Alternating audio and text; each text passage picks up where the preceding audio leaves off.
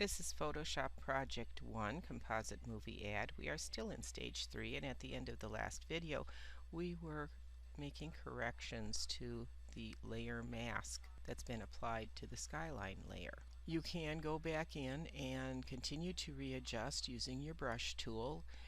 Brush tool gives you lots of options. You have various hardnesses. You can go anything from a very soft brush with a very fuzzy edge to a hard brush that has a solid edge, and the size varies.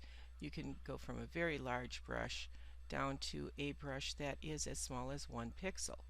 Again, the hardness factor is going to give you a very harsh, severe edge or a very soft gradient type edge around it. Zooming in to your image, you can actually take it down to the pixel level.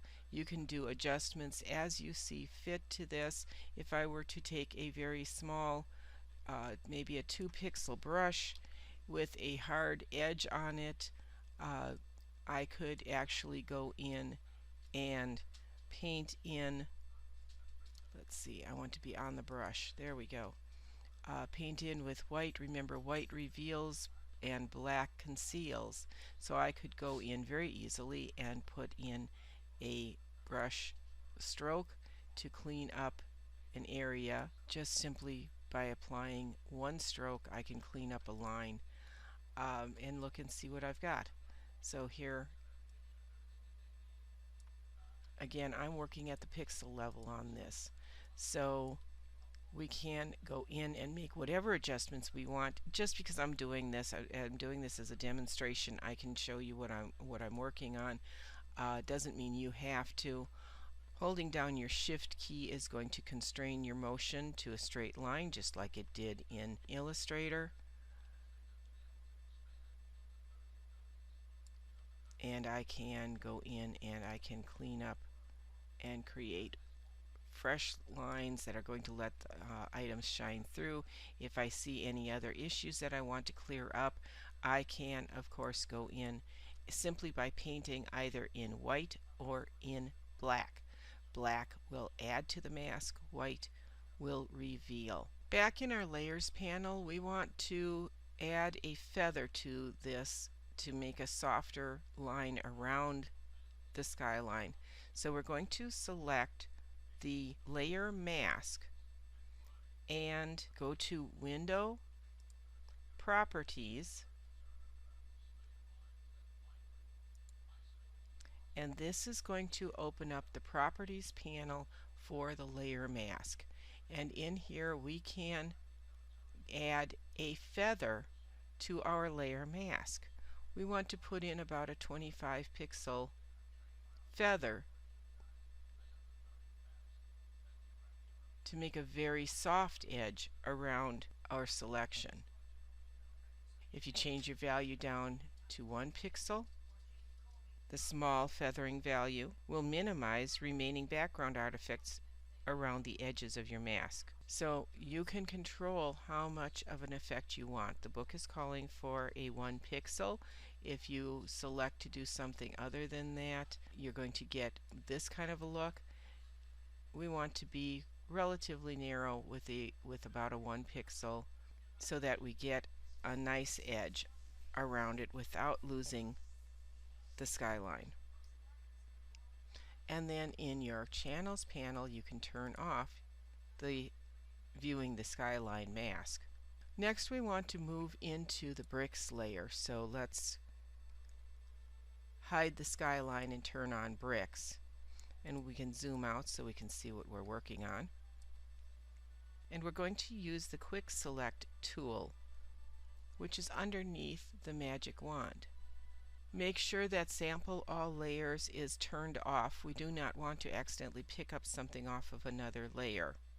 And I really need to increase my brush size because what I've got is way too small, and it's left over from the brush selection that we did before.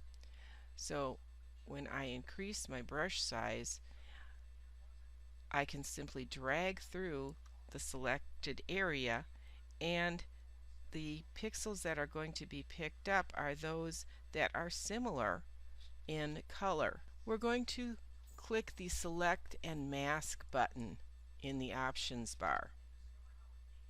It's a specialized workspace. It contains only the tools you need to refine a complex selection. In the Properties panel that opens, open the View menu and click on White.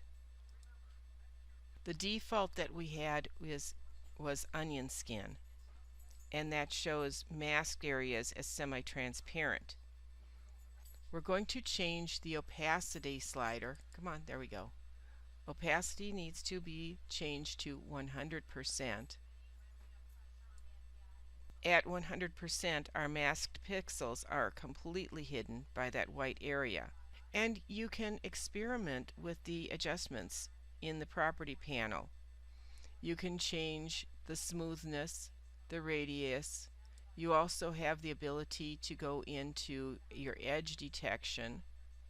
You can feather, increase contrast, which gives you a sharper selection edge. You can shift the edge in or out, and you also have the ability to decontaminate colors. Click the Invert button because we really don't want to have that desert scene. We want the bricks. At the bottom of the Properties panel, expand the output and then choose Output to Layer Mask and select OK. Now we need to change the arrangement of the layers. We have our stacking order out of order. We want to move some things. We want to bring the brick layer up and place it right below the title. By the way, we should turn all of these on. Move the lightning layer below the skyline. With your Move tool, check the Auto Select option in the Options bar and open the attached menu to the right of the Auto Select checkbox and choose Layer.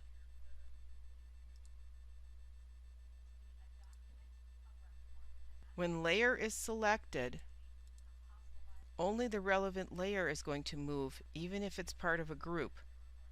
If you want all layers in a group containing the selected layer to move, you can choose Group. Click any pixel in the movie title and drag it down until the title appears in the bottom half of the canvas. And we probably need to zoom out for this. So let's grab the title and slide that down.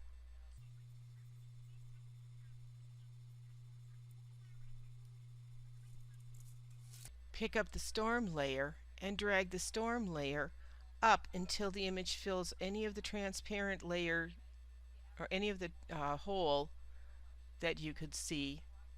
So we just drag that straight up. Uncheck Auto Select and pick up the lightning layer. Click and drag to move that layer so the lightning appears to strike one of the buildings. And you can pick whichever building you prefer, but let's keep that low enough so that we don't see the trees. And now save your file.